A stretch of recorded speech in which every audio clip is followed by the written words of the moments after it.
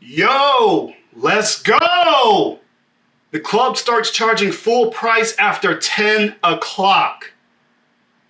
See, back in the day, that used to be a constant struggle with me and my friends when it was time to go out. They're taking their time.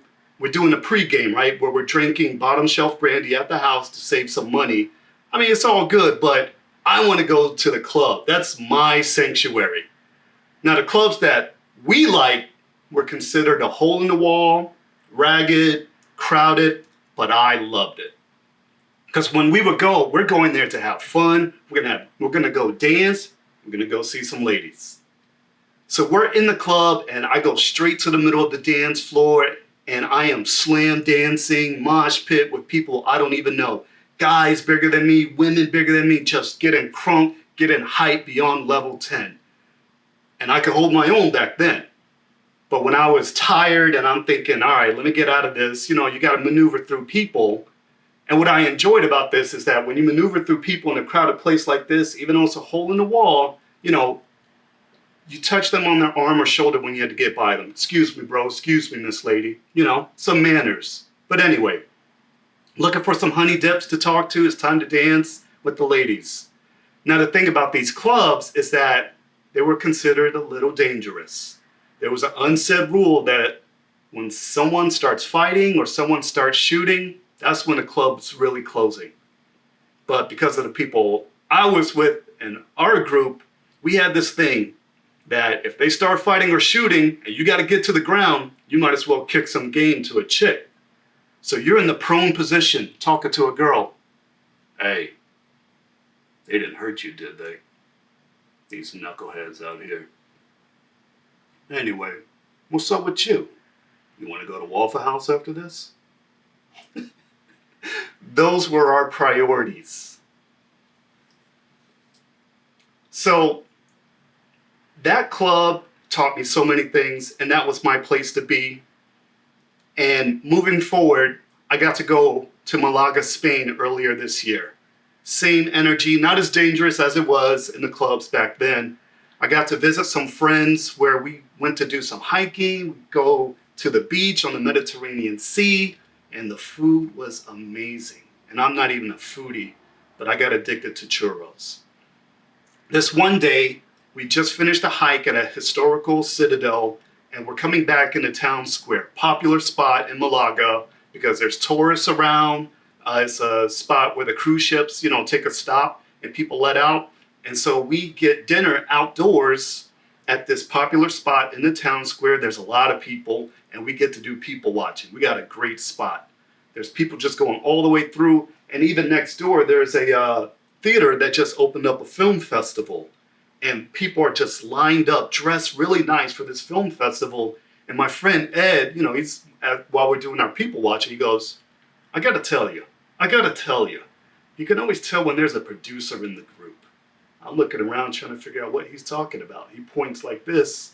It's a guy with a jacket, some short pants, capris, and dress shoes. Ed goes, I'll tell you, man, they don't wear any socks. I look, the guy doesn't have socks. I look back at Ed. Look at the socks again. Or no socks. Ew, it's kind of gross. But anyway, it was time for us to leave, and night's coming up, temperatures dropping a little bit. And we're going to walk through these people, because it's popular and it's a little bit crowded at this point, not a problem. Ed and his wife are leading in the front. They're navigating with their phone to figure out where we got to go next. And we kind of get to this place where it narrows, and there's just a lot of people in this stream. And my breath goes a little bit short. I feel the temperature in my body raise a little bit. And I'm looking down thinking, what the heck is going on? This can't be. I'm trying to get air in my mask. And for some reason, my mind just went back to this deployment many, many years ago where I had to go into town squares in Baghdad where we had to do missions where there was just a few of us soldiers sprinkled in amongst all these locals, their country.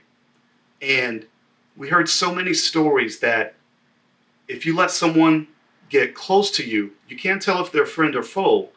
They could get behind you, lift your helmet and shoot you in the back of the head. So that was par for the course being there, so you never let anyone get within your proximity. Back to this place in Spain, I have all these people around me within my personal space. And I'm just thinking to myself, I just got to get to an opening where I can get away, where I can catch my breath.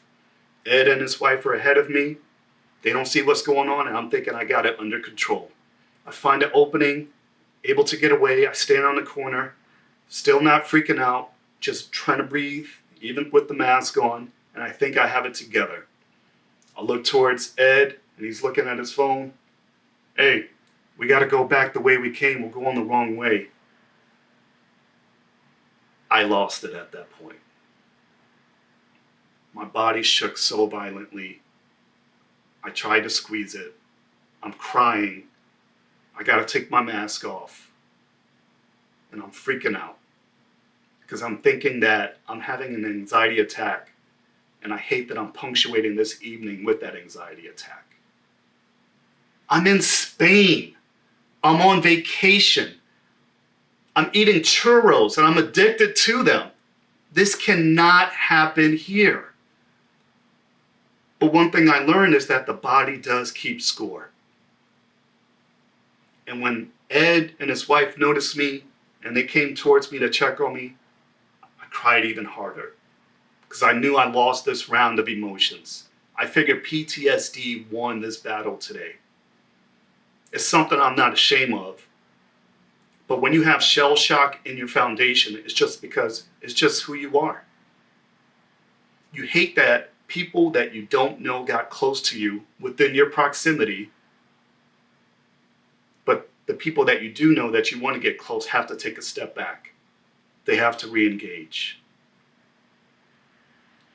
So when I take a moment and you think I'm in your way, or if I'm taking your parking spot, if I'm trying to cheat you because I look a certain way, like I'm trying to get over on you, I just need a moment. I'll step to the side. You can have it. You'll just have to excuse me.